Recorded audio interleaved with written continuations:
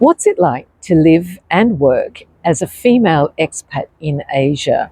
What are the hidden costs of being an expatriate? And if I want to move my pet overseas, how do I go about doing that? Well, if those questions or anything at all about being an expat are of interest to you, you're in the right place. My name is Wendy, and for more than 3 decades, I have lived and worked in 5 different countries in Asia. And I still live and work in Asia, now in Thailand. And today I'm going to have a little bit of a rant because I want to talk about risk taking in Asia as an expat and as a tourist. And the reason I want to have this little rant, as you will, is because a couple of nights ago when I was driving home from work, I passed in my car an elderly European gentleman, around about 70 years old, I would say. He was riding a bicycle and weaving a little bit around the road. He had zero high-vis clothing on. In fact, he had a black t-shirt and black shorts. He had zero lights on his bicycle, and he wasn't wearing a helmet.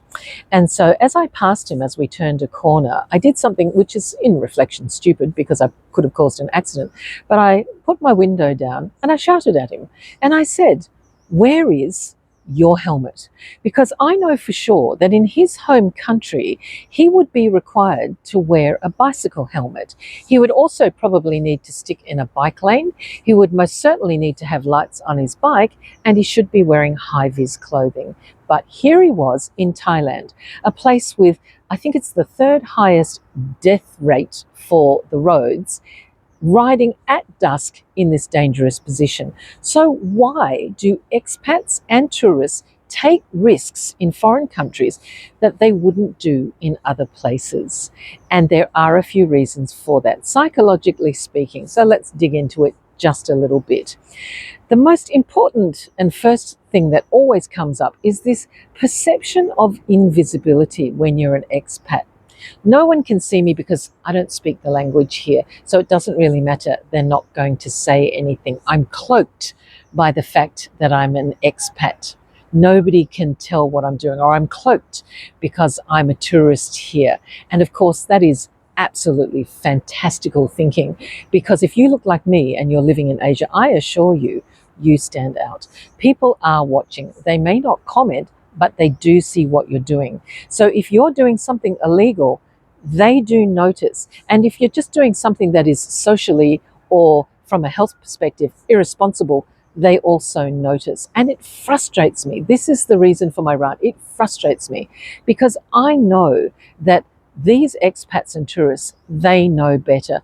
They come from a place where if they do things like ride a motorbike without a helmet with 2 people on the back, or go really fast, if they get really drunk and really obnoxious in public, if they wear inappropriate clothing to a religious place, they know that in their home country they'd be nicked. Somebody would come up and say something, or they'd be in serious trouble. But they somehow feel that this, because they're out of their group, because they're away from their homeland, that they can either get away with it or that it's okay. But here's the thing. Every ambulance driver or attendee on the planet is going to tell you that accidents do not wait to check whether or not you're in the right place, or you've got the right color skin, or you've got the right culture. If you're going to come off a motorbike in Thailand, nothing is going to protect you if you haven't got the right gear on. If you're going to ride a bicycle at night time and it's dark and no one can see you, you can't turn around and say, but I'm an expat. It's not going to happen to me. Only local people have accidents. That is a kind of privilege that just blows my mind. There is no extra safety there for you simply because you're not a native of that land. That is really ridiculous thinking. And if you're one of those people, I'm after you, because it's just silly. You're putting yourself in harm's way for no good reason. One of the other reasons that people do these things is because of this incredible, they call it optimism bias, right? Oh, I'm in a great place, everything is great, nothing will happen to me, everything is fun, da da da da da, I'll be fine. Again, things don't happen to tourists and foreigners, it only ever happens to local people, everything will be great. And that kind of optimism is also fantastical thinking, because again, nothing is going to save you if you're doing stupid things in a foreign country. You need to check that privilege. You need to think about it. And if if a soldier or a policeman isn't going to approach you because of a language barrier, don't let that be the excuse for you having a brain injury. That's no reason to have a brain injury. You need to wear a helmet, friend. You need to, consider what you're doing there. Doing something stupid is on you. And if you get hurt, that's on you too. So try to avoid that. I do find it really quite extraordinary, and it drives me a little bit mental to see some of the behaviors. And look, I'm no saint. That's true, I've done plenty of naughty things in my lifetime.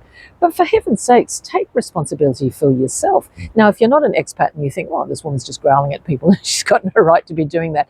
This comes from years and years and years of watching people do silly things that they needn't get injured for, they needn't get hurt for, or go to jail for. You do not want to spend time in an Asian jail. And I've got another video, which I will link below, about 10 ways to keep yourself out of the newspaper. And a reminder to you that your embassy is actually not your mum. So your embassy is not going to rescue you if you do stupid things.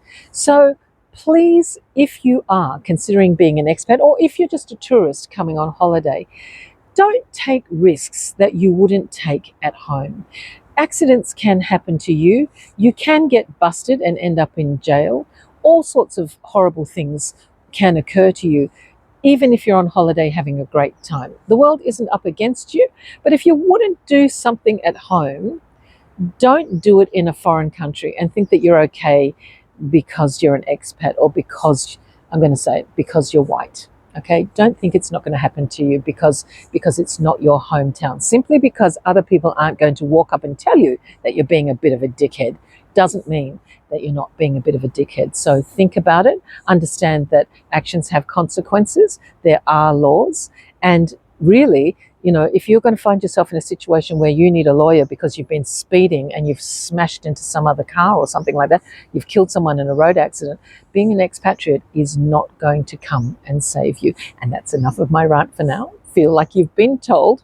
If you want to know more about things about being an expat, you can check out some of the other videos. Don't forget to like and subscribe. I always mean to say that at the beginning of the video.